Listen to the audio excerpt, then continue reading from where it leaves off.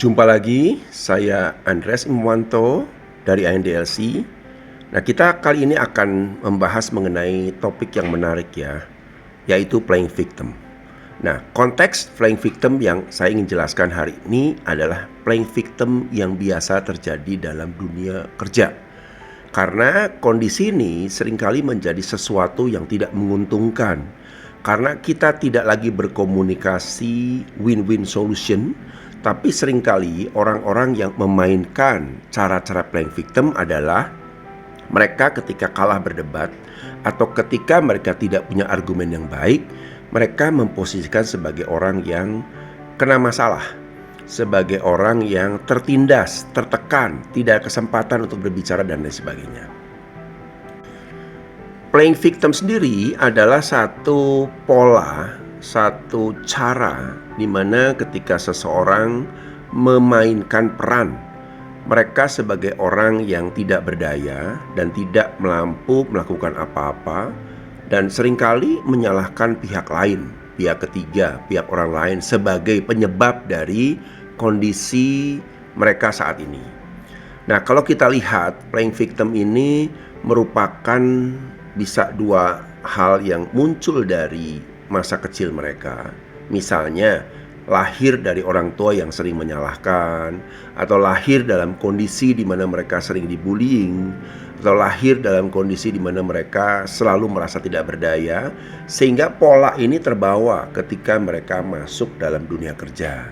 Atau bisa juga mereka orang yang manipulatif, orang yang memanfaatkan kondisi-kondisi tertentu dengan cara dia memainkan peran sebagai playing victim untuk mendapatkan keinginannya. Nah, kalau kita bicara dalam kondisi kerja, hal inilah yang seringkali membuat berbagai macam informasi tidak tuntas, berbagai macam masalah menjadi stuck. Karena apa? Karena ketika kita berargumen secara sehat, seharusnya setiap orang mengungkapkan porsinya, mengungkapkan idenya, gagasannya, mengungkapkan prinsip-prinsip apa yang pendapat yang mereka berikan. Namun bagi orang-orang yang playing victim, seringkali mereka ingin terlihat seperti orang yang pengalah, ingin terlihat seperti orang yang tidak ingin konflik, tidak ingin menghindari konflik, tidak ingin bermasalah gitu ya.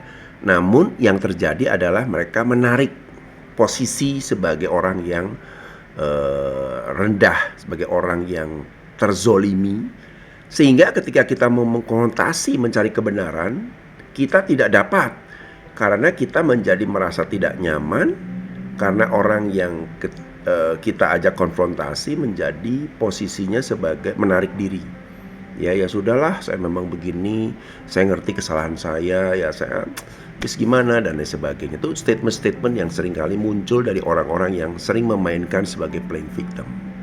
Dalam jangka yang panjang, orang-orang seperti ini tentunya akan sulit untuk membangun kerjasama tim.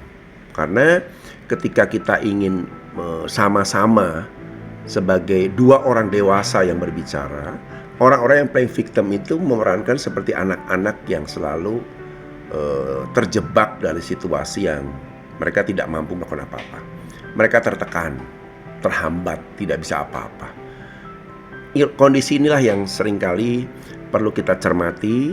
Kita perlu ada konseling bagi orang-orang seperti ini, sehingga masalah mereka bisa tuntas dan selesai dengan baik. Karena jika kita biarkan, tentunya tidak menguntungkan bagi organisasi. Bahkan kita harus tegas dan keras dengan sikap-sikap orang yang selalu memainkan model playing victim.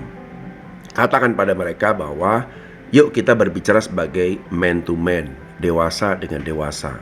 Anda boleh berargumen, silakan, tapi jelaskan secara rasional, sejelaskan secara logis.